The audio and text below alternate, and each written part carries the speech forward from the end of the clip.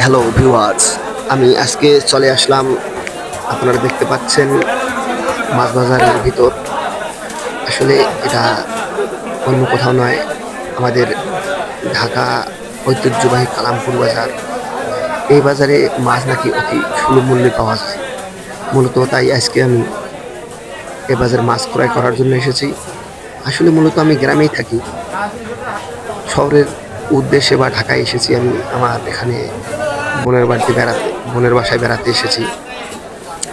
তাই মাছ কিনতে এসে আমি মূলত এই ভিডিওটা করে ফেলতেছি আপনাদের জন্য। আপনারা দেখুন এখানে কোন মাছ কত করে কেজি এবং কিভাবে মাছ বিক্রি হচ্ছে। আপনারা দেখতে পাচ্ছেন এখানে দেখেন পানির মধ্যে কিভাবে মাছগুলোকে বাঁচিয়ে রেখেছে এখানকার স্থানীয় পাইকাররা। আসলে আমি কি বলবো, আবার এই পাঙ্গাস মাছ নাকি জাতীয় মাছ।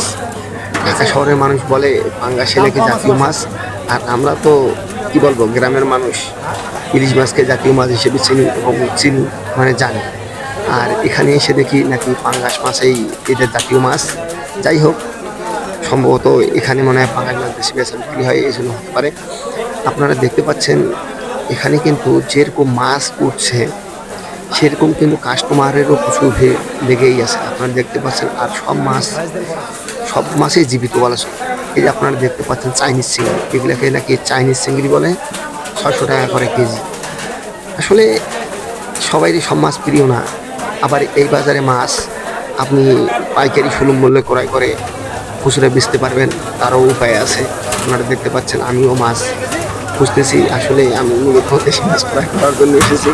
তবে কিছু কিছু মাছের দাম শুনে আমি অবাক হয়ে যাচ্ছি, অনেক দাম কম, পুরো মাথায় নষ্ট হয়ে যাওয়ার মতো বিষয়। আসলে আবার ফের মাথা নষ্ট করলে আমার হবে না, সুস্থ মাথায় ফিরে যেতে হবে। আবার এই বাজারে সবচেয়ে একটা গুরুত্বপূর্ণ বিষয় হলো, এ বাজারে কেউ যদি কোনো মাছ কিনে থাকো তাহলে মাছ 20 টাকা কেজি হারে কেটে নিতে হবে।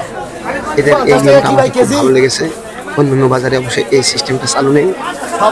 তাই বলবো, আপনারা যদি কখনো মাছ এখানকার লোকেরা কিনতে চাও, আপনারা অবশ্যই অন্য কোথাও নয়, কালামপুর বাজারে আসবেন। আর এখানে অনেক সুন্দর সুন্দর মাছ আমিও আজকে দেখতে পেলাম। আসলে মূলত আমি তো বেড়াতে এসেছি, বেশি কিছু বলতে চাই না। আপনারা আসবেন এবং সুলভ মূল্যে এখান থেকে মাছ ক্রয় করে নিয়ে যাবেন।